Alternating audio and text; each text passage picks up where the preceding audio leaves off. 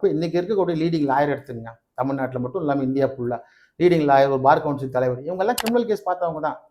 கூண்டாஸ் சொல்லக்கூடிய இந்த குண்டர் தடுப்பு சட்டத்துக்கு போயிட்டு பெயில் எடுத்து கொடுத்தவங்க தான். அதுக்காக பெயில் எடுத்து கொடுத்தவங்க சமூக விரோதி ஆகிட முடியுமா அந்த அட்வொகேட் எல்லாம்? முதல்ல அதில் இருக்க நியாயத்தை ஒரு உண்மை, அதாவது நம்மளை நம்பி வர்றவங்களை காப்பாற்றுறது தான் தொழில் தர்மம். அதுதான் வந்து ப்ரொஃபஷனல் எத்திக்ஸ் சொல்லுவாங்க அட்வொகேட்டுக்கு. அதைத்தான் வந்து வக்கீல் செய்ய முடியுமே தவிர, நியாயம், நீதி, தர்மம் இதை முடிவு பண்ண வேண்டியது வக்கீல் கிடையாது, நீதிபதி தான் முடிவு பண்ணணும். அதனால என்கிட்ட வர கிளைண்ட் கிட்ட இருக்க நியாயத்தை மட்டும் தான் நாங்கள் பார்க்க முடியும். அந்த சைடில் இருந்து நாங்கள் எட்டி பார்க்க முடியாது. அது அவர் எங்களை நம்பி ஒரு விஷயத்தை சொல்கிறாரு. அதனால நாங்கள் அவருக்கு சாதகமாக தான் பண்ண முடியுமே தவிர, பேங்க்குக்கு பணம் கட்ட அதெல்லாம் கிடையாதுங்க. நீங்கள் பேங்க் பணம் கட்டி தான் இப்போ அந்த 3 லட்ச ரூபா எடுத்து வைங்க, நான் பேங்க்கில் கொடுத்துருணும் அப்படிலாம் பேச முடியாது. பணம் கட்டலையா விடுங்க, பெட்டிஷன் போடுவோம். இதை தான் நாங்கள் சொல்ல முடியும். இது எங்கள் தொழில் தர்மம். எப்படி பேங்க்கு சார்பாக ஒரு கலெக்ஷன் ஏஜென்ட்டு, ஒரு ரெக்கவரி ஏஜென்ட்டு, ஒரு ரீஜனல் மேனேஜர் இவங்க பேசுகிறாங்களோ, அவங்க பேங்க் சார்பாக தானே பேசுகிறேன். அதே மாதிரி என் கிளைண்ட் சார்பாக நான் பேசுகிறேன், அவ்வளோதான்.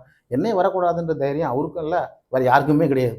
இப்போ நாங்கள் நீ யாருங்கன்னா, நான் ஹெச்டிஎஃப்சி பேங்க்கோட மேனேஜர்னா கரெக்டு. பேங்க் ஒன்றும் பேசலையே, பேங்க் சார்பாக தான் நீ பேசுகிற. அதே மாதிரி தான் நீ கிளைண்ட் சார்பாக நான் பேசுகிறேன், அது நீங்கள் பேசுவீங்க, நான் கிளைண்ட் கிட்ட தான் பேசுவோம். என் கிளைண்ட் நீ ஏன் பேசுகிற, அவர் சார்பாக நான் தான். இது ஆர்குமெண்ட் என்றைக்குமே தர்க்க ரீதியாக வந்து தான் கடைசியில் ஒரு முடிவு தர முடியுமே தவிர, ஆரம்பத்திலேயே வந்து நியாயம் தர்மம் பார்த்தேன். அப்போ உலகத்தில் எல்லாருமே தப்பு செஞ்சவங்களும் தூக்கில் போட்டலாமே.